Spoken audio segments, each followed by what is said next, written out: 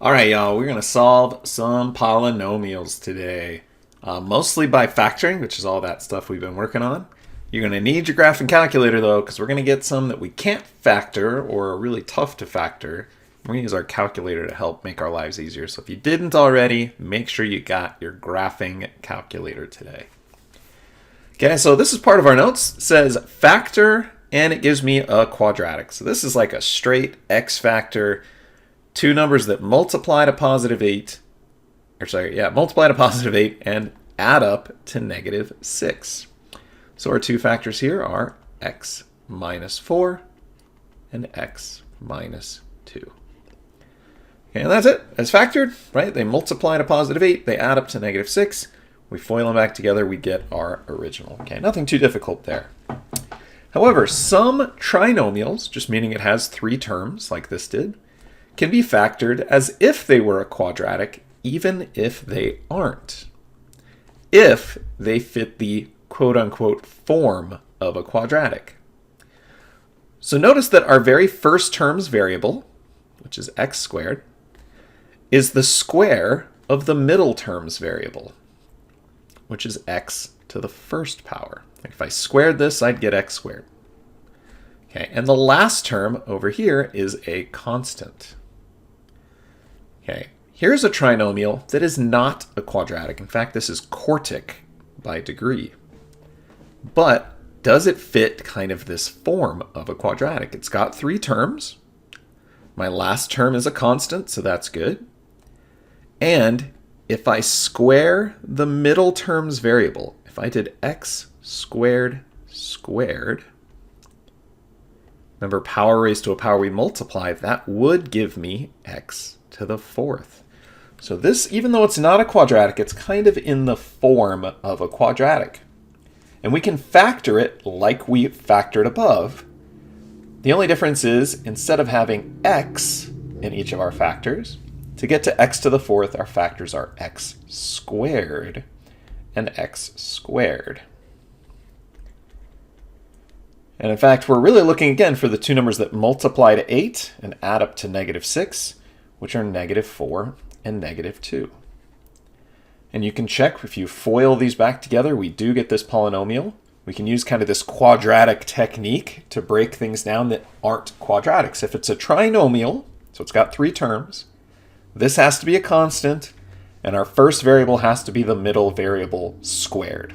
So times itself twice, that does give me x to the fourth. We can use this technique. And so we'll see a little bit of that today. It's a new factoring technique. Now these are quadratics. I want to try to break them down further. That's almost a difference of squares, but 2 is not a perfect square. However, this is a difference of squares. 4 is a perfect square, and x squared is a perfect square. And if you remember our pattern here, our a value will be x, my b value will be 2, and factors is a plus b, x plus 2, times a minus b, x minus 2. So breaking down our difference of squares, you can look that pattern up again if you forgot. It's in our notes, and x squared minus 2. And so this just happened to factor a little bit further, but we could break that down pretty far.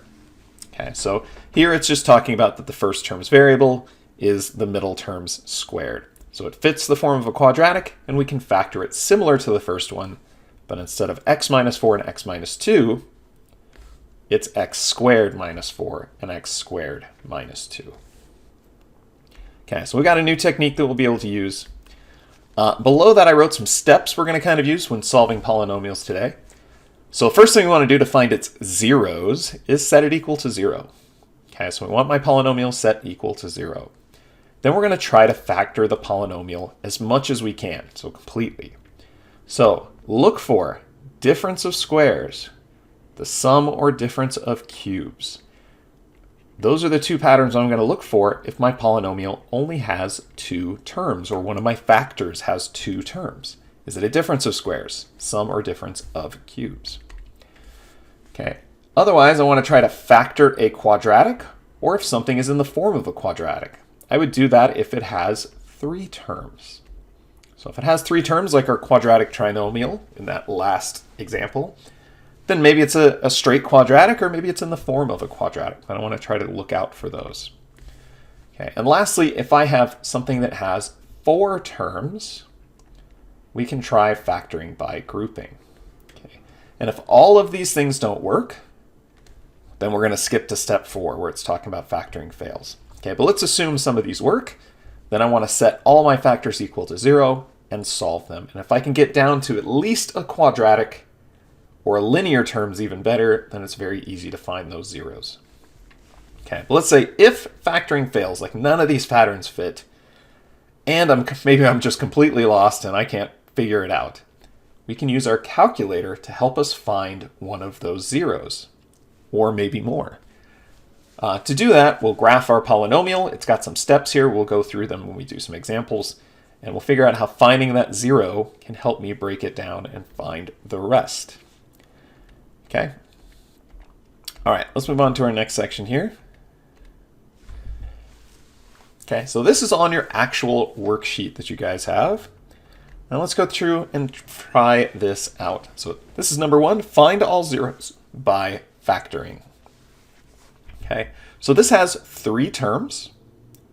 It's already set equal to 0, which is what I want, and there are no common factors to take out. But just like the example we talked about at the beginning, it's got 3 terms. I noticed that my first term here is equal to my middle term's variable squared. So this fits that form of a quadratic. We've got a nice constant at the end. Let's try factoring it like it's a quadratic. I need the 2 numbers that multiply to positive 45, but add up to negative 14. And this time it's going to factor as x squared and x squared. Let's see, 9 and 5, both negative. Right, those 2 would multiply to positive 45, and if I add them, we get negative 14. Okay, so we got 2 quadratics. Maybe we can break them down further. This one is a difference of squares. 9's a perfect square, and so is x squared. So my a value here will be x, my b value here will be 3, and it's a plus b, x plus 3, times a minus b, x minus 3. So x plus 3, x minus 3 is what this breaks down into. This is not a difference of squares, so we'll just drop it down, though it is one of my factors. We just couldn't break it down further. Okay, so far so good. We've broken these down, I think, as far as we can. So my next step is to set each factor equal to 0. So some of these we'll get right away. From this one, if I set x plus 3 equal to 0, we're going to get negative 3, solving for x. Okay, so that's one of my solutions. If I set this equal to 0, we're going to get positive 3 by adding 3 to both sides. Okay, and then over in this quadratic, we have to solve this quadratic when I set it equal to 0. So we need to add 5 to both sides, get x squared by itself before we use square roots. Okay, and that's exactly what we'll do. We'll take the square root of both sides. The square root will cancel out our square. Don't forget to put plus or minus. And actually, luckily, the square root of 5 doesn't simplify, but this is 2 solutions here, positive root 5 and negative root 5. So there's 2 solutions. And we have positive 3 and negative 3. Okay, and that fundamental theorem of algebra says if I have something with x to the 4th, it has 4 solutions. And we found all 4. Positive 3, negative 3, and positive and negative square root of 5. There's all 4 solutions for this example. Okay, so number 2 is kind of similar to this. It's in the form of a quadratic. And if you can, when you break it down, look for those patterns with 2 terms. Maybe you can break them down further. Okay. If all else fails when you're solving a quadratic, you could use quadratic formula, but sometimes it's excessive. Okay, we're going to skip over to number 4. I think this is a little tougher than number 3. But this it's set equal to 0. It's got 2 terms. So we're going to do, they're both squares. This is the difference of squares pattern. So let's see, my a value here would be 2x. My b value would be 3. And so using that difference of squares pattern, it's a plus b, 2x plus 3, times a minus b, 2x minus 3. So factoring it out, that's supposed to be an equal sign. Factoring it out as a difference of squares, here's my two factors, and they're both linear. They're both x to the first. So we're just going to set each equal to 0 and solve. I set that equal to 0. We subtract 3 and divide by 2. And I get negative 3/2. From my other one, if I set 2x minus 3 equal to 0, we're going to add 3 to both sides and then divide positive 3 by 2. And we get x equals 3/2. So negative 3/2 and positive 3/2 are our two solutions. And again, if my polynomial is the highest degree is to the second power, there are two solutions. And we found them both. They're both real solutions. Okay, let's go to our next example. Number 5. Change the color here. This has two terms, but it's not a difference of squares. This is actually a difference of cubes. So just to remember that pattern, if I have a difference of cubes, that started off, it was a minus b. We had a squared plus a times b plus b squared. So we're going to follow that pattern here. And again, luckily it's set equal to 0. There's no common factors, but always look for that stuff first. Okay, so let's identify a and b. What times itself 3 times is x cubed? Well, that's just x. What times itself 3 times is 1 is just 1. So substituting into my pattern here, I can even write it just below it. A minus b is going to be x minus 1. Then I have a times itself twice. Remember to say it that way. X times x, which is x squared, plus a times b, x times 1 is 1x.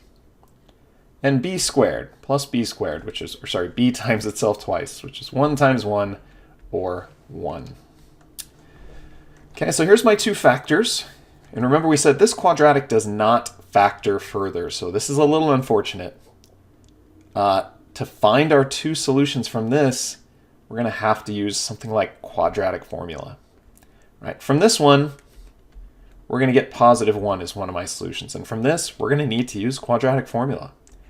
X is equal to opposite of b, so negative 1, plus or minus the square root of b, which is 1, squared, minus 4 times a, which is 1, times c, which is also 1, lots of 1s here, all over 2a, which is 1. So we're just working with the quadratic in here to solve it. Let's see. 1 squared is 1. We can go ahead and multiply in the same step. Negative 4 times 1 times 1 is negative 4, all over 2.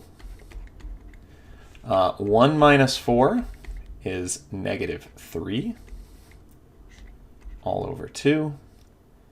From our negative 1, or square root of negative 1, we can take out an I times the square root of 3. Make our dot there a little bigger on our I, all over 2. And I don't think we can simplify it any further. I think we get 2 imaginaries here and 1 real. Because this was x to the third, there were 3 solutions we needed to find. One of them was nice, as positive 1. And the other one was quadratic that we had to go quadratic formula on. And then simplify a little bit. We get 2 complex numbers or imaginary numbers and 1 real for that example. So it's kind of a tough one. That's why we did that together. Okay, let's try our next one. First thing I notice, it's not set equal to 0. So let's move this 3x over. All right, we'll switch back here. Let's do x cubed. We'll put it in that descending order. Minus 2x squared minus 3x plus 6, which now equals 0. Okay, well, this has 4 terms. I don't see a greatest common factor, but remember we said if we have 4 terms, we should maybe try grouping before we have to try some other method. So let's try this with our first 2, last 2. So what can I take out of these first 2 as a common factor? I think just x squared. So if we divide an x squared out of both of these, dividing this by x squared, we're left with x. And dividing this by x squared, we're left with negative 2. So remember, if I take a pair out over here, okay, then it has to match x minus 2. So I know I can take out a 3, but that would leave me with negative x plus 2. So instead, let's take out a negative 3. Dividing this by negative 3, I get positive x. And dividing this by negative 3, we get negative 2. And success, we were able to get these to match. Remember that that is one of my factors. And that out here is my other factor, x squared minus 3. Okay, so we were able to break this down, get this set equal to 0. This is not a difference of squares, so we can't factor that too much further. We're just going to set it equal to 0 and solve. So we're going to add 3 over, use some square roots for this quadratic, square root both sides, those cancel, and we get, don't forget your plus or minus the square root of 3. And that square root doesn't simplify. Okay, but those are two real solutions. It's just, you know, some ugly irrational decimal value. And then for my other one, when I set this equal to 0, we're going to get positive 2. Okay, and there's my third solution. So we look back, this is a cubic polynomial. That was my highest degree. When I set this equal to 0, so we should find 3 solutions. Here's 2, and here's our other one. Okay. All right, on the back of your worksheet here, it's asking me to factor using synthetic division, and here's where our calculator is going to help us. It says use a grapher or graphing device. You can also use, if you're doing it at home or on an app, sorry about that, you can also use the Desmos app to graph, and it will help you find your x-intercepts where it's crossing the x-axis. Those are our zeros. But that's a free app or free website you can use at home. So obviously you don't all have nice graphing calculators at home. Okay, so let's try this. It's got 4 terms. It is set equal to 0. But man, if I took an x squared out of these first 2, that would leave me with x minus 2. And I don't think there's any way I could get those parentheses to match over here. So it's got 4 terms. All I know how to do is grouping, and I don't think it's going to work. So what we're going to do is we're going to graph this. It's giving me the hint. Use our grapher or graphing device to find some of the zeros. Okay, so let's go to our graphing calculator here. We're going to go to the graphing part of our Scratchpad. Hopefully this is big enough you can see. I don't think I can make it any bigger. No. Hopefully you can see this. And we're just going to graph our polynomial here, though. We're going to type x to the 3rd power. So you need to use the little caret key here. But if you do that, you'll notice once you've typed in your number, you're still in the exponents. Make sure you press right once so that you're no longer up in the exponent. Okay, x cubed minus 2x to the 3rd minus 11x plus 12. Okay, here's my polynomial. Man, I can't really see a whole lot what's going on, so let's zoom out. I'll show you how to zoom out a little bit. We're going to go to Menu, Window, Zoom, and zoom out. And wherever I click, it's going to be the center of the screen, and it zooms out, and okay, I'm zooming out a lot. I'm not really seeing much.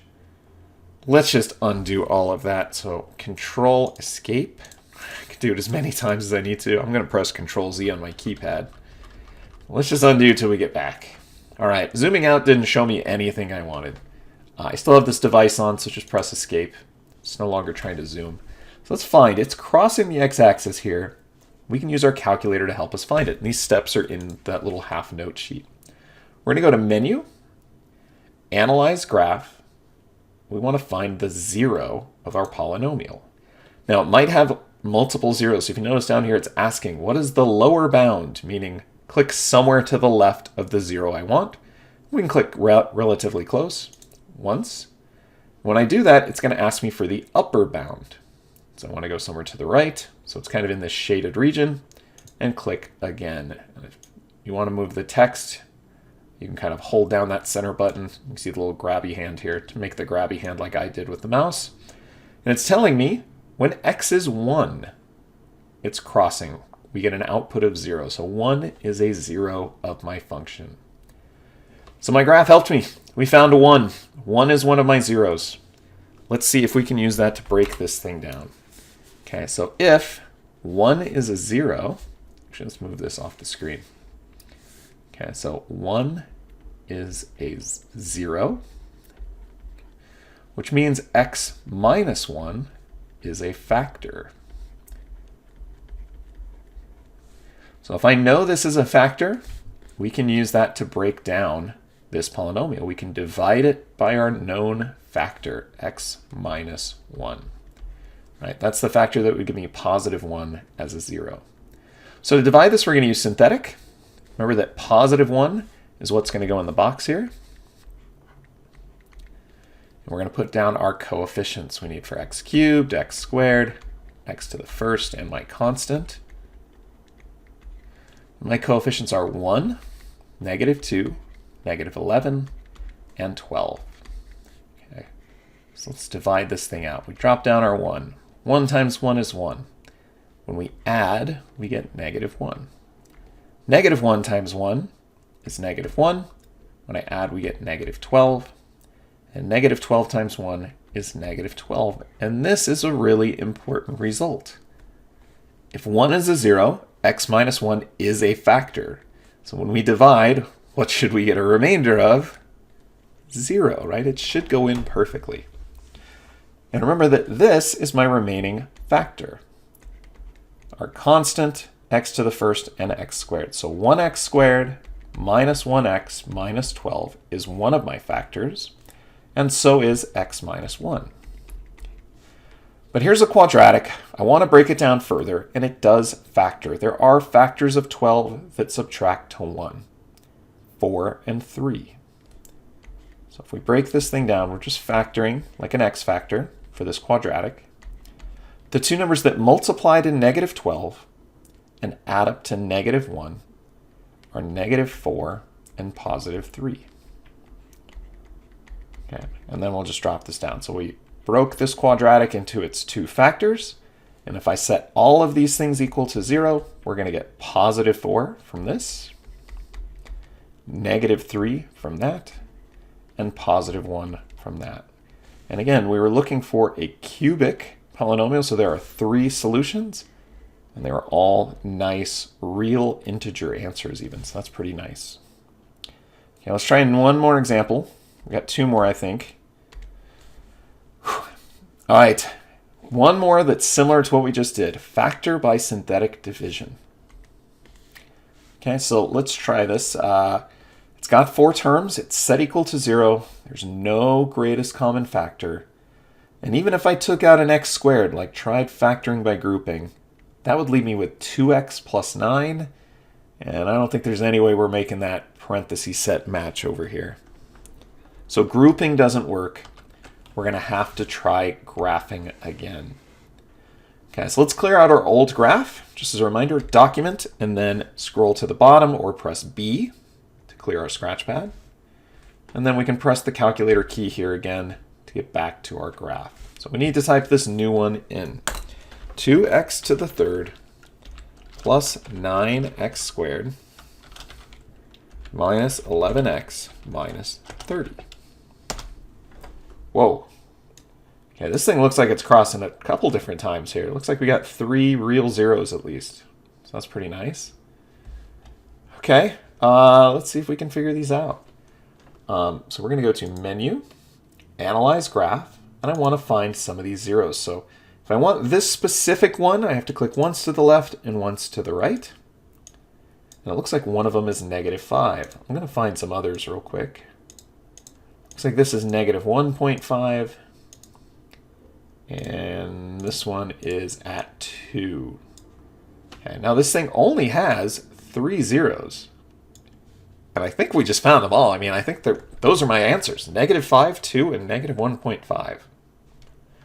I mean, even if I only knew one of these, let's say maybe I knew negative 5 was a 0, we could use that to help break this down.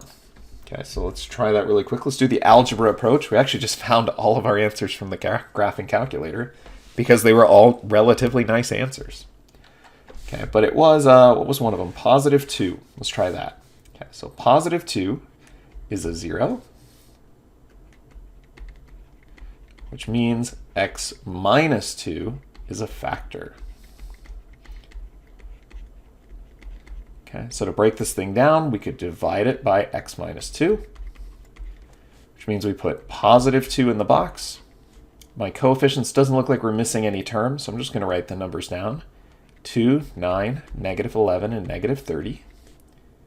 We don't need any zeros as placeholders this time. And drop down our 2. 2 times 2 is 4. When I add, I get 13. 13 times 2 is 26. When I add, I get positive 15. And positive 15 times 2 is 30. And good, we should get a remainder of 0 if I did my math right there. So that's our constant. That's x to the first, and that's x squared. So my other factor is 2x squared plus 13x plus 15 times the factor we just divided out. X minus 2 is its other factor. So we got a quadratic. If you don't want to do the advanced x factor, which we actually could, we could just use one of our other zeros. Let's say negative 5 is a little nicer than this decimal. But negative 5 is a 0. So if negative 5 is a 0, that means x plus 5 is a factor. And if you want to break down this quadratic, we could do an advanced x factor. There's nothing wrong with that. We'll get the same two solutions. But I can also divide this out of the quadratic. Just the quadratic here, x plus 5. So that means negative 5 goes in the box. My coefficients for this quadratic are 2, 13, and 15. And let's drop this down and get started. 2 times negative 5 is negative 10.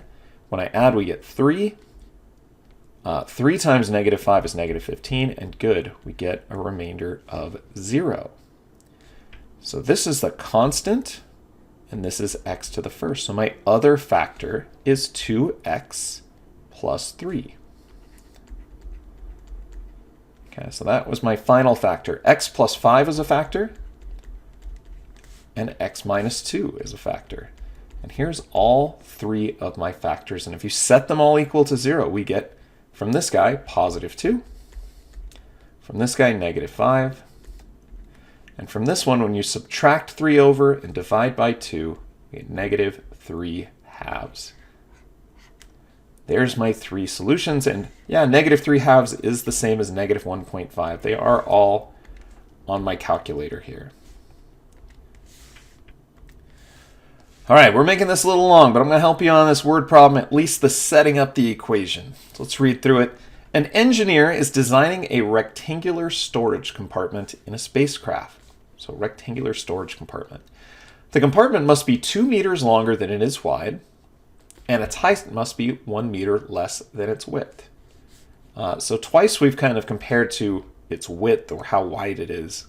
So we might want to make the width our unknown x. It'll be easier to write some expressions around that. The volume of the compartment must be 8 cubic meters. Okay, so we're talking about some sort of three-dimensional, storage compartment that's rectangular. So we've got kind of a length, a width, and a height, etc. So we'll say length, width, and height. Okay, and you multiply those three together to get the volume. Okay, so let's call the width here in our problem x. I'm going to redraw this. Okay, so if I call this x, let's see, the compartment must be 2 meters longer than it is wide. Okay, so if it's longer, its length is 2 meters more than its width, we can make it 2 meters more by adding 2. So my length should be x plus 2. The height must be 1 meter less than its width. So if the width is x, it's 1 meter less. So x minus 1. Okay, so here's some expressions based on their description. And here's how we can set up an equation to model the volume. The volume should equal all of these multiplied together. And I'm just going to write the x first since the order doesn't matter. Okay, so volume, remember, is length times width times height. I guess we'll just write it out here first. And then let's fill in. It actually told me that the volume has to be 8. We can plug that in. The length is x plus 2 times the width, which is x, times the height, which is x minus 1.